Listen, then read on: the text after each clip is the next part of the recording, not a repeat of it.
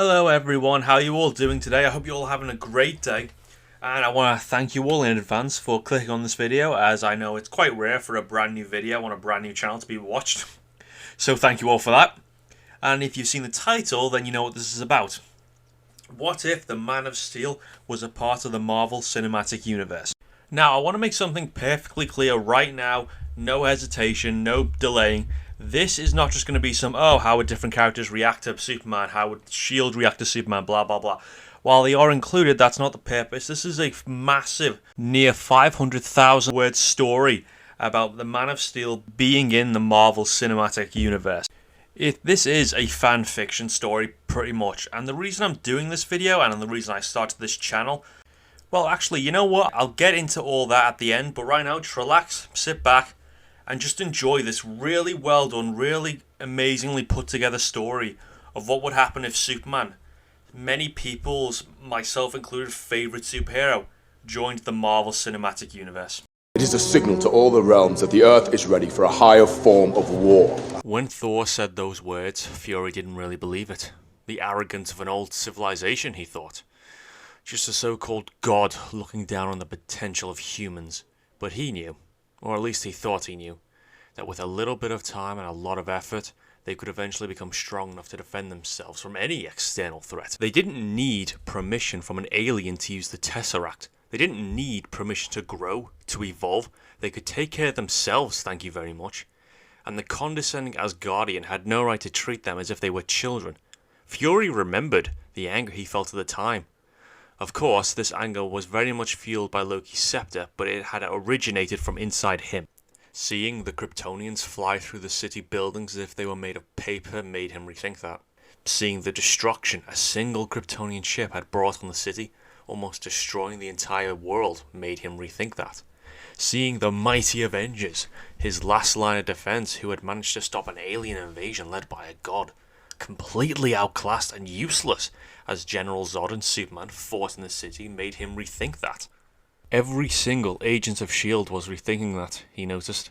Everyone's eyes in the helicarrier were glued to the screens as the satellite's images tried to follow the unbelievable fast and brutal battle of the two aliens. Nobody was speaking, nobody was moving.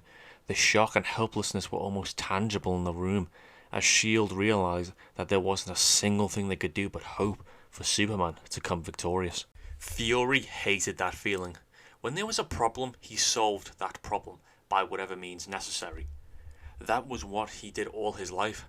That was what the S.H.I.E.L.D. under his command was led to do. But what could he do now? When the Chitauri attacked, led by Loki, his team was pushed to the limit, but in the end they delivered.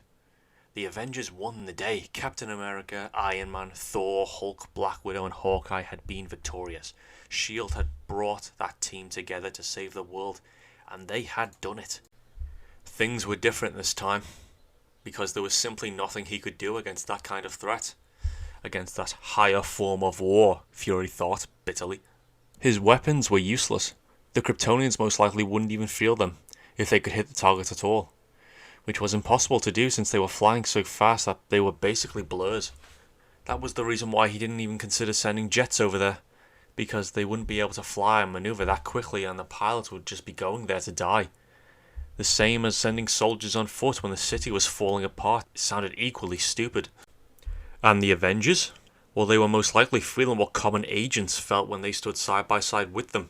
That is, they were feeling, probably for the first time, what was like to simply not be able to do a single fucking thing. The two members who could at least try and do something were Thor and the Hulk. Problem was, and wasn't that a kick in the balls? Not a single one of them was in a position to help. Thor was inaccessible, doing who knows what, who knows where, since the beginning of this clusterfuck, and the Hulk could only watch from the ground as the two aliens flew in the sky, unable to do a single fucking thing to get in the fight. Stark had been blasted from the sky and his armor simply wasn't in condition to fly anymore. Captain America, unfortunately for all of them, hadn't received the gift of flying when he took the super soldier serum, thus was stuck on the ground helping the civilians dying like ants as the city fell on top of them. And Natasha and Clint? Well, saying they were outclassed was the understatement of the fucking century. Now, as much as Fury hated it, the only hope for humanity lied with the fucking alien. with a fucking 21-year-old alien from fucking Kansas who never, in his entire life up to that point, thrown a fucking punch against a real living fucking opponent. All he could do was hope. Natasha had trouble believing her eyes. She had seen pretty amazing things in her time. She saw Captain America fighting with all the strength of the super soldier serum as his body moved with unnatural grace and force. She had seen the Iron Man fighting against a god on equal grounds, his technology proving to be a match against his opponent's supernatural abilities. She had seen Thor, the god of thunder from Legends, swinging his mighty Mjolnir, calling storms from the sky and defeating Jatari soldiers as if they were nothing. She had seen the Incredible Hulk smashing his enemies with unstoppable force. But what she was seeing right now was on a whole other level. From the top of a ruined building covered in the dust from the collapsed city, Natasha could only observe as Superman and Zod battled, each punch thrown strong enough to break the windows of the still standing buildings with shockwaves alone. Each skyscraper breaking in half as their bodies collided with them. The concrete walls and steel foundations proving to be as resilient as a glass window would be against a nuclear warhead. She knew Clark was powerful. She had seen all the incredible things he had done when Fury had sent her to find the enhanced person who was helping people all across the globe. She had followed the urban legends that appeared wherever he passed, had interrogated the friends of the friends who had seen something. She had even watched footage of his previous battle against the Kryptonians in Smallville. But this?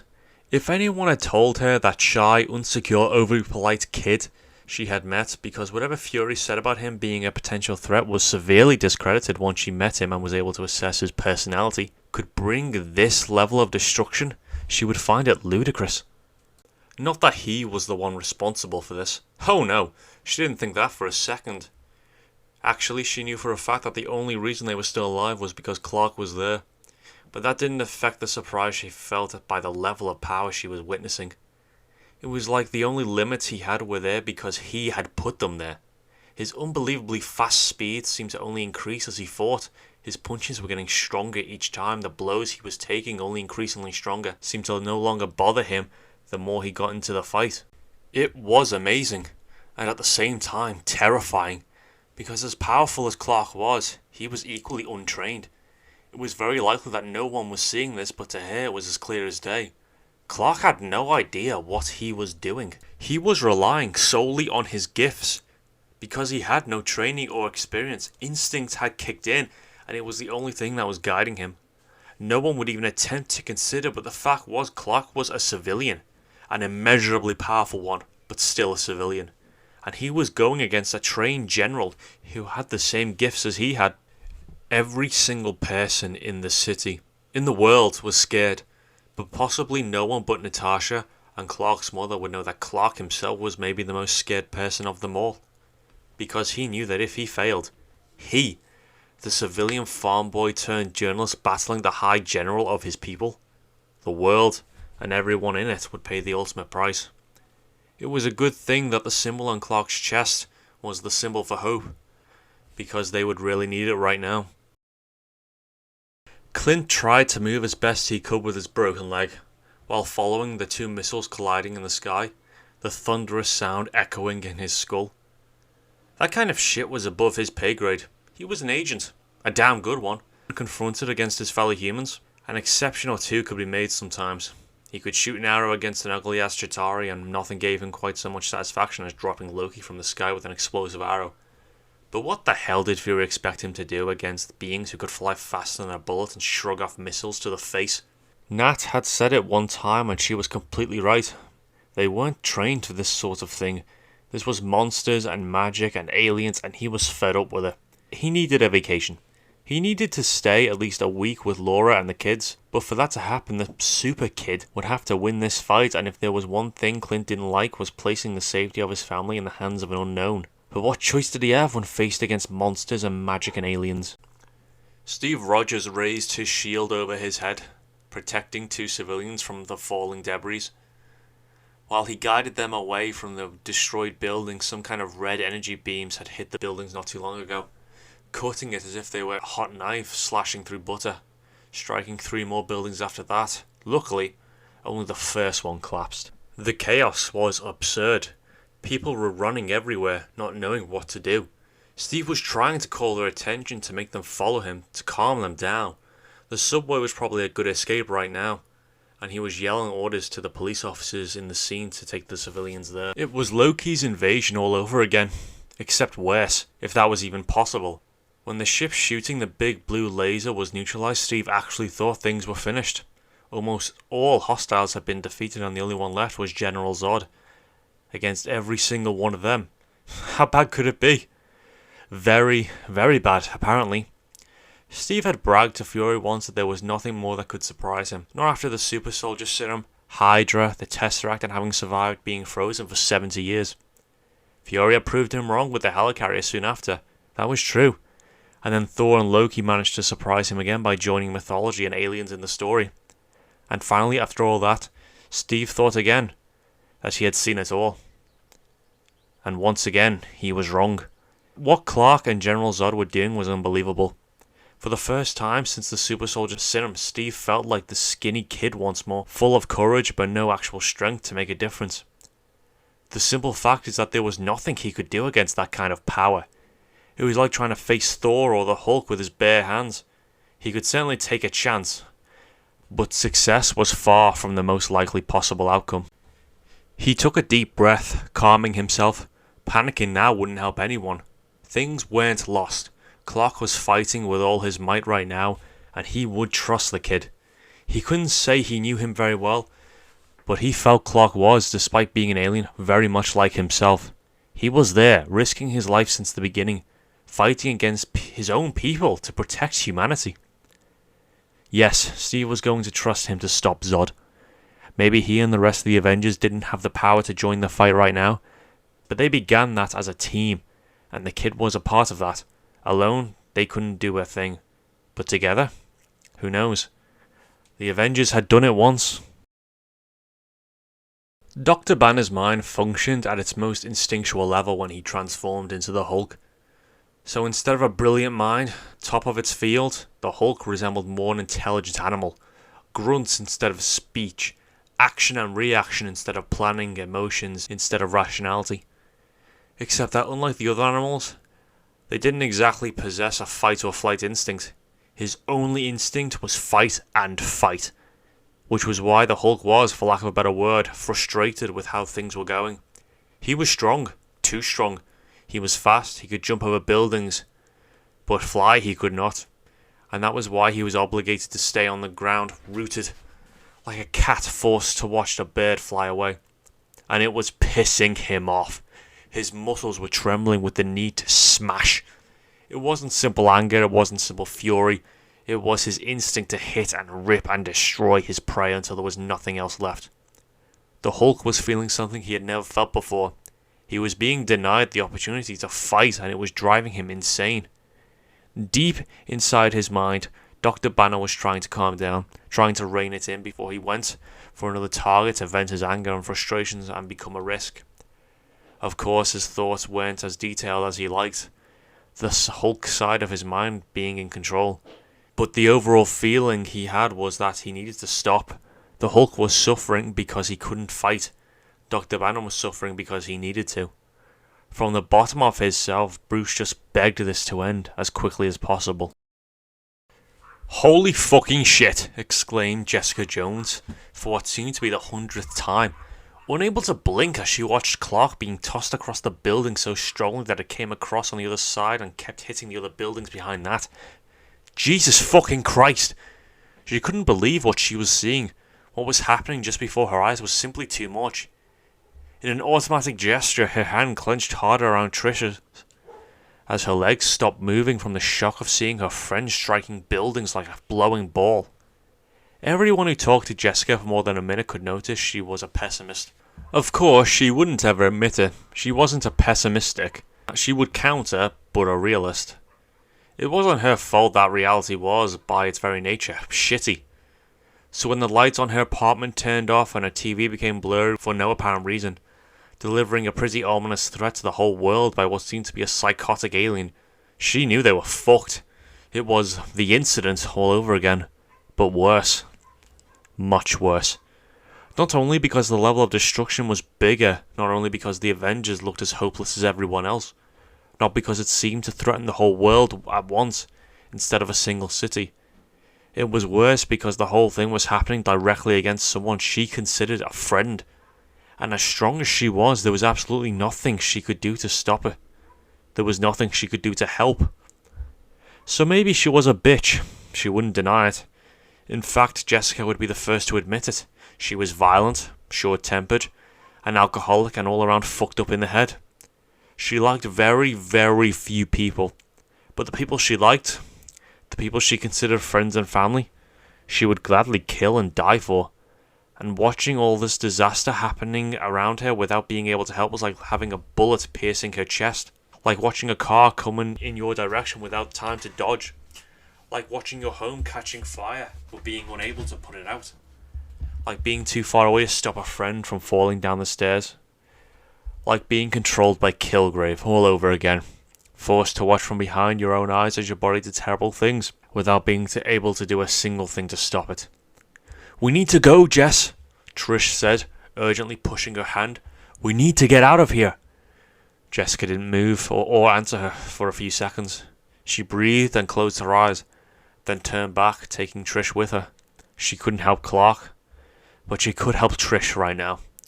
Clark would deal with this. He would kick that guy's ass back to space. And when that was done and he came back, then she would punch him in the face for making her worry so much. She just hoped she wouldn't break her fingers again. "Jarvis, I need eyes on them," yelled Tony Stark to his artificial intelligence while he tried to make a few critical field repairs on the suit. "Link every satellite, every camera in the city, everything capable of recording you can find." "Right away, sir," responded Jarvis, transmitting images to Tony's helmet. This couldn't be happening. Not again, Tony thought.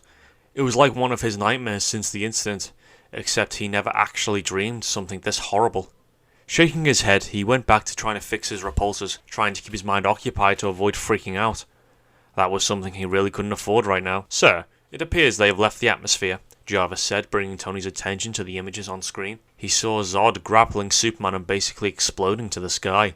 After a few seconds of no update, Jarvis added, "We've lost the satellite." Tony raised one eyebrow. They were fighting in space? Could Kryptonians survive in vacuum? Well, what can't they survive? After what they did against him and his armor, against even the Hulk, Tony wasn't exactly incredibly surprised to find more than one ability they seemed to possess. "Sir, they re-entered the atmosphere. They are losing altitude quickly." And then he could see them again, like a meteor dropping from the sky, burning debris all around them, while flames seemed to surround their bodies. The piece of what was probably his own destroyed satellite fell across town, shocking against buildings, and the Kryptonians continued their descent, glowing red like a falling star. He could actually hear the shock that went against the ground, everything trembling for a moment. For 1 second, Tony closed his eyes again. He stopped trying to fix his repulsors and just focused on his breathing, trying once more to control himself. To be the man Pepper deserved, to be the Iron Man, a member of the Avengers. To be the man he knew he could be, armor or no armor, because he fully admitted, even if only to himself, he never felt as afraid as he did right now in this moment. They crashed through the glass ceiling, knocking down a statue when the base made of stone broke down. Fast as lightning, Clark tossed Zod to the ground and flew against him, hitting him on the floor and beating his head against the ground until it broke the marble. Clark used all his strength that he could muster to hold Zod down, grabbing him in a chokehold, his muscles straining the effect to simply hold him to the ground, to stop him from flying away and striking, starting to kill people again. Zod obviously fought to get away, grunting with effort, the rage burning inside him. Even that, however, proved useless because Clark didn't budge for a second. But how long could he hold him down? How long until Zod managed to shake him off and went on his path of destruction? No help would come. Clark knew that. Not because there weren't people willing to help, but because they simply didn't have the strength to. There wasn't a police force there to handcuff Zod, SHIELD agents to take him away. There wasn't a single prison in the entire world capable of securing a being such as Zod. Zod stopped struggling for a second and looked at the people still there. Clark's breath hitched when he realized what the general was thinking. With mad eyes, Zod tried to look at Clark as best he could while being held down. If you love these people so much, You can mourn for them. And fire came out of his eyes against the scared family. Clark used all his strength to pull Zod's head to try and stop the energy beams from hitting the innocent family. The heat of the beam began to break the stone wall as the family hugged each other, trying to make themselves as small as possible. Zod fought with all his might as well, the beams slowly moving in their direction. Don't do this! Clark yelled, desperate. Stop! The family was crying, falling on the ground as they moved away from the energy beams. The father pushing his wife and children away while he begged for mercy. Zod didn't even hesitate. Never. The beams were inches away from the family, sparks flying away, the screaming, more panicked than ever. Zod wouldn't stop, not until every last one of them was dead. Clark finally accepted, not until the Earth was devoid of all life as Krypton. He closed his eyes, tears falling down his face, and made his choice. The sound of Zod's neck breaking would haunt his nightmares for the rest of his life. Okay guys, thank you very much for listening to this story. I hope you enjoyed Chapter 1. Now, if this sounded at all familiar to you, that is because this is actually already a very popular story by the name of Avengers of Steel. And before you say anything, it is not mine. This is not my story at all. I'm not trying to take credit for it. The reason I want to put this on YouTube was because I've lived with quite severe dyslexia almost my entire life. I'm 22 years of age and I've only just recently acquired my English grade. And the main reason for that is this website. It is very good. I mean, some of the stories on this thing are almost as good as the original content they're based on, and sometimes even better. And this is just one example. The Avengers of Steel is one of my favourite stories on this site because I love Superman, I love the MCU, and this puts them together so fucking well. I cannot even... Anyway, the reason I wanted to put this on YouTube was because I know a lot of other people suffer from dyslexia and ADHD, or might just have bad eyesight, or completely blind, and would be unable to read something like this, because these types of stories, they won't be on Braille, they're just fan fictions. And I just wanted to spread this out there because it's really, really good. But if you can read happily and you have some spare time, I will leave a link to this story in the description down below and the person who wrote it, so you can really just send them a message, tell them how amazing the story is, because it really is that good. And don't worry, this isn't plagiarism. I have asked for permission to do this story, and I have received permission, so don't worry about that. And yeah, honestly, I'm going to be doing this with this story and a couple of others, just so I can just spread awareness to how good these things really are.